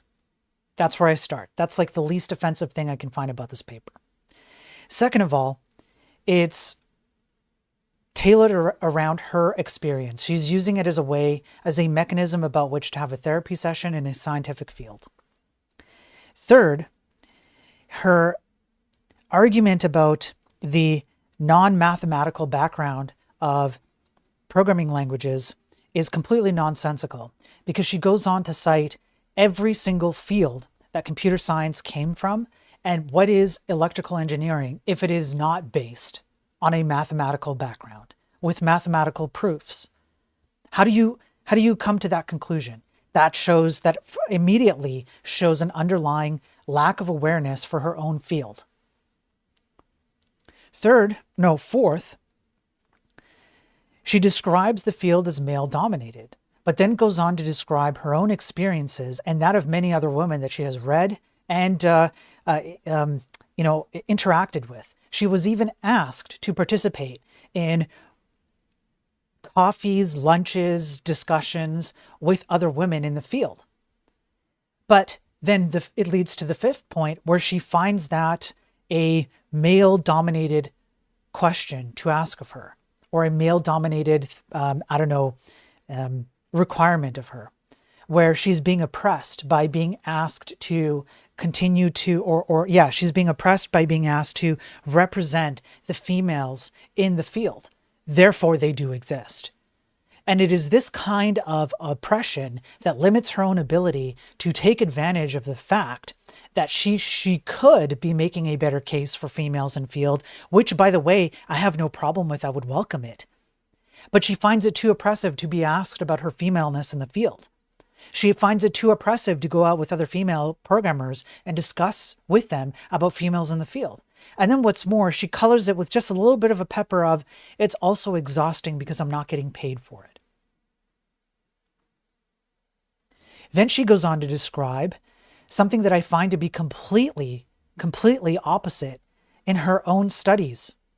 On the one hand, she says women and men have a difference of what they want or what they are naturally inclined to be interested in. Women in people, men in things, from childhood on. Okay. Then she describes the study in Denmark, whereby an equal amount of opportunities were presented to both genders. And what did they do? They were naturally inclined to the thing that she states they were naturally inclined to. But then what she does is a bait and switch. And she goes, but that's because these people are raised this way from childhood. They don't have a choice, and therefore it's systemic and oppressive. But then she goes back on that again later on towards the end, and she goes, but there are studies that show when things are equal, men and women choose their interests differently. Yes, you cited them, and they undid your entire argument.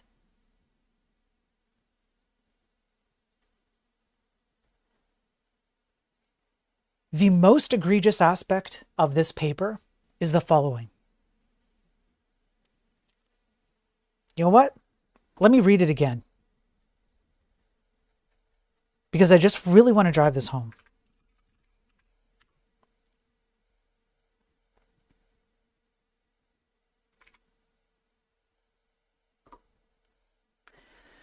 Oppression and discrimination can be explicit.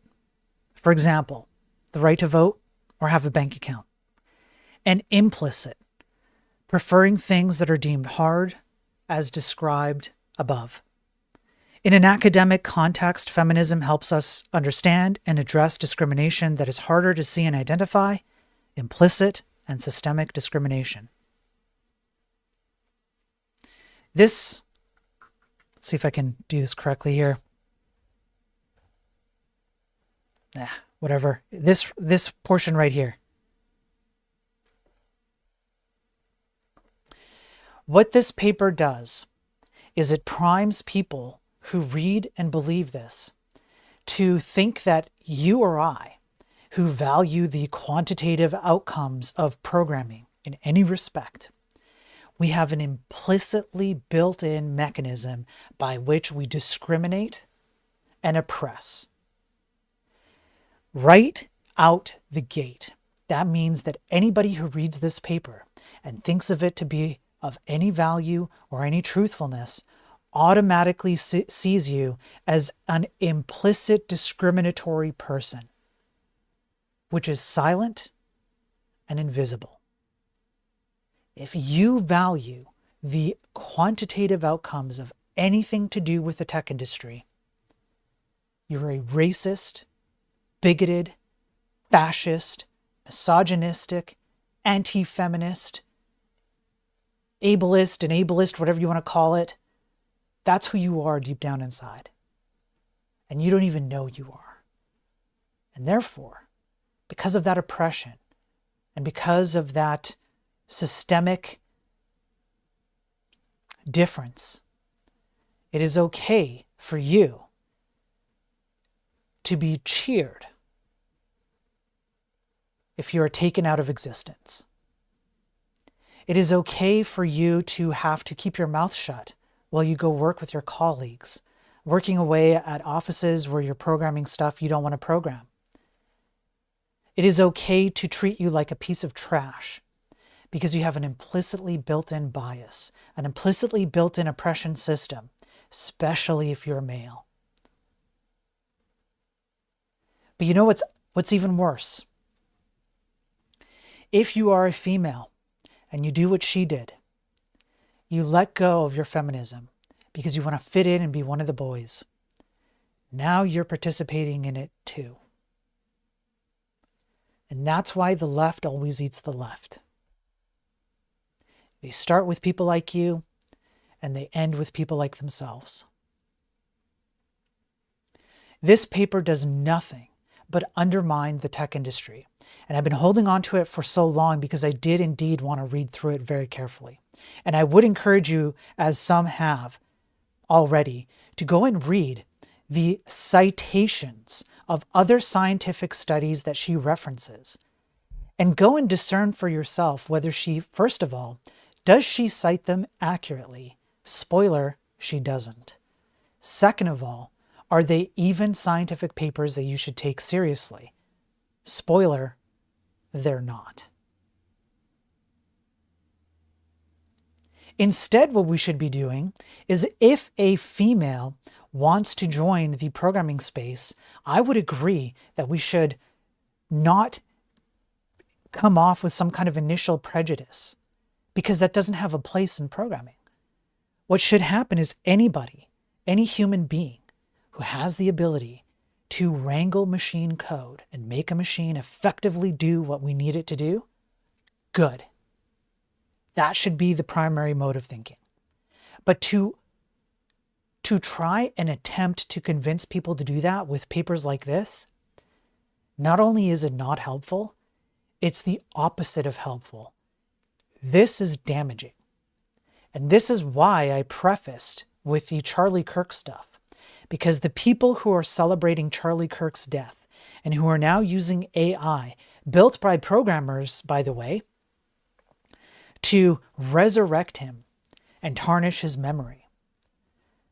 These people look at people like you, fellow programmers who I know exist here, and that's how they treat you. And if you're a consumer, if you're not a programmer, you're just someone who uses software, uses websites, etc., this is part of the reason why websites suck today. They're slow, bloated, they all look the same.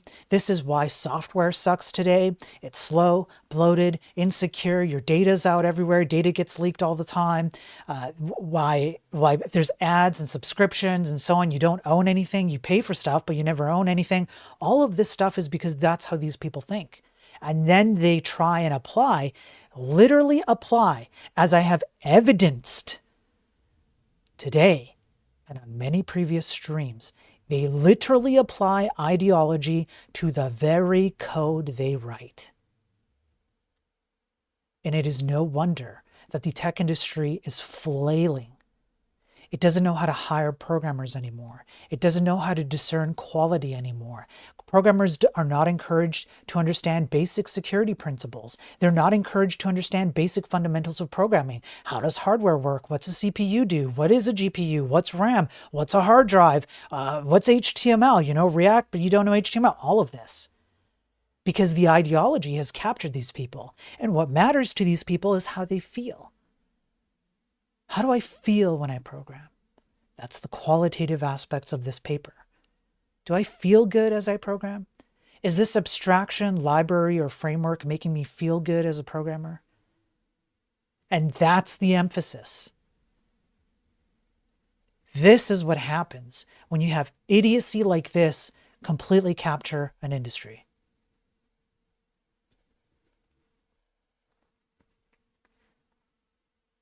Now, that means that people like me are left out on the lurch, and it's become extremely difficult to find work, as it has for many people. And I'm going to be streaming throughout September, but September might have to be my last month where I stream, because if I don't find work before the end of September, if I don't find enough work, whether it be contract, employment, whatever it is, then next month I have to make some hard life choices with the family, which means I might not be able to stream anymore. I don't know. That's not guaranteed, but it is something that I have to seriously consider. And I know that many of you have been in the same boat. Some of you have been in that boat for like years. And it's tough. So that's one of the many reasons I've come out, swinging this last few weeks. I'm not holding back my opinions or anything like that. Because why? What's the point anymore? One way or another, I'm looking down a very different path. So I might as well just try and make it so that all of you get as much information as you can about what's really going on in this industry and what you can do about it. And here's what you can do about it. Shame this behavior. Shame it. Speak up. Vote with your dollar. You don't have to accept this. You don't have to purchase software that behaves this way. You don't have to go on websites that behave this way. Complain about it. If something crashes, even once, complain about it. The tech industry can do way better than it has been.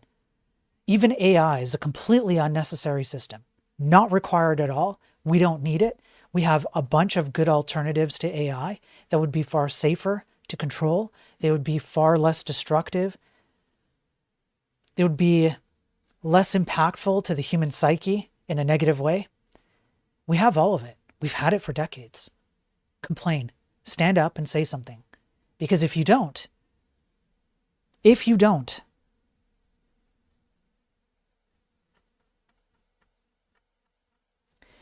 going to be people like this who take over the industry, which they mostly have already, and you're not going to stand a chance against them.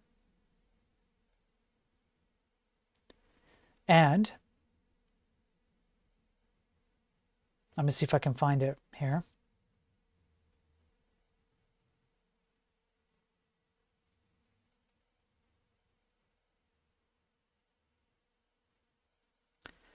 People like this. Leaders of Red Hat. Others in the open source community. The founder of Netscape and Mozilla, who runs a bar in San Francisco. These are the people who are going to dominate the technical space. They're going to dominate your video games. They're going to dominate your websites. Creator of Elementary OS here. These are the people who are going to take over, and you're not going to have a shot.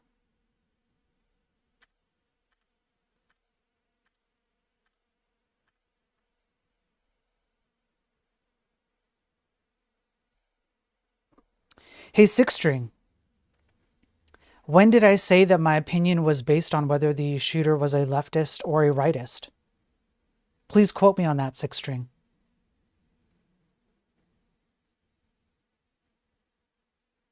Thank you, Six String. I appreciate it. Any other stupid questions you want to ask?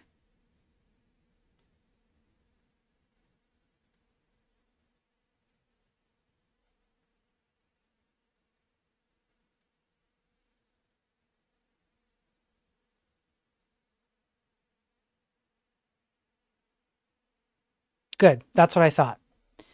Okay. That's it for my stream. I'm not sure what I'm going to be doing this weekend. I'll probably do a programming stream tomorrow. I want to work on a few things that I keep promising to work on, but this week has been turned upside down. And, yeah, there's stuff, there's websites that I want to, I want to work on Sophie's website. I want to work on some stuff that Vampire Frog on YouTube, on the YouTube side, wants me to work on. I want to work on the Mud game on the CHTTP server. We have to make some improvements to that. And, yeah, I'm going to try and stream as much as I can for the remainder of the month. And, yeah. So, I appreciate everybody watching. You guys are awesome. Thank you again for all the tips today, all the donations, all the subs. I appreciate that. You guys have been more than generous. A few of you have opened up your doors for some work, which I appreciate. It's a few $100s here or there. There's been a handful of you that have helped me out with that. It's a start, and I will absolutely accept it. If you guys want to refer me to other types of work or whatever, I would appreciate that. I'm not looking anything down right now. I'll be happy to work on anything that you guys might want me to work on. My throat, even if it's small or just a little bit here and there, I'll do my best to do it. But I also want to make sure that I maximize the amount of time I potentially have left this month with you guys. Do some more programming stuff, some more basic stuff. Hopefully provide a bit more value. Finish off a few of the games. That'd be fun to do. Maybe make a few bucks off the games. Who knows, right? Just try, right? I haven't given up yet. It's not over. I'm still in it, and we'll keep going. So thanks everybody for being here again. One more time, please stay safe out there. Thanks again to Emmett for popping on earlier. If I do a programming stream, I'll do more of an open panel, probably tomorrow, maybe later tonight or something. Maybe I should do a 24-hour stream. I don't know. I'll figure something out. We'll do another stream. Maybe open panel or something. I'll work on a few things. You guys can come on and chat with me. Okay, that's it for me. Stay safe, everybody. Thanks again for going through that with me. I know it was boring. I know it was a slog, but thank you. We got that on record. Good. All right. Peace out, everyone.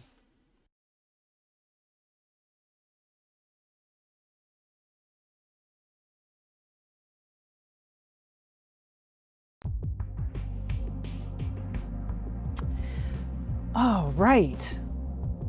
Right. I'm sorry, but I was reading another feminist paper. I forgot to bring this up. I do apologize.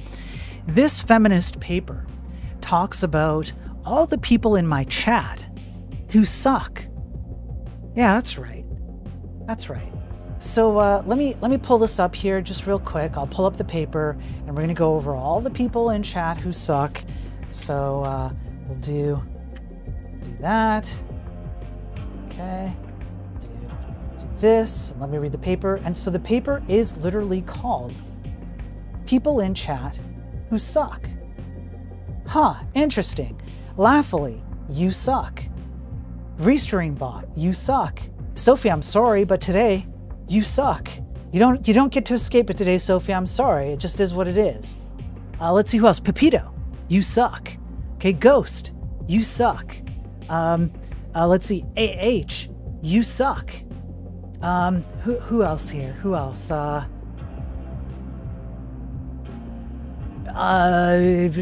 Crap, I lost my place. Com.B, you suck. 6 string, you get a pass today. All right, I'll give you a pass. You did answer truthfully. So D-Daver, you suck. Let's see who else sucks today. Emmett, you suck. Caldario, you suck. Pignub, you suck. Plusser, you suck. Crap, who else sucks here? Who else? Let's keep going. Just reading the paper, folks. 100X, you suck. Laughily, you suck twice. Okay, you get an extra suckage. All right, plus 2 E's. Okay, I'm scrolling up. I'm reading the paper. Sorry, that was a slip of the tongue. I think we got Ghost. Let's see. Mackle 72, you suck. Crap, who else sucks here? Hamlet sucks, okay? Hamlet, you suck today. Maybe I got Hamlet before, I don't remember. I think that's it. I think that's all I got. I don't have anything else, okay? I don't have anyone else. But there you go. All of you suck. Every single one of you sucks. Literally every single one of you. Come back later tonight or tomorrow, whenever I come back and do whatever. And I'll tell you all how much more you all suck. Peace out, everyone.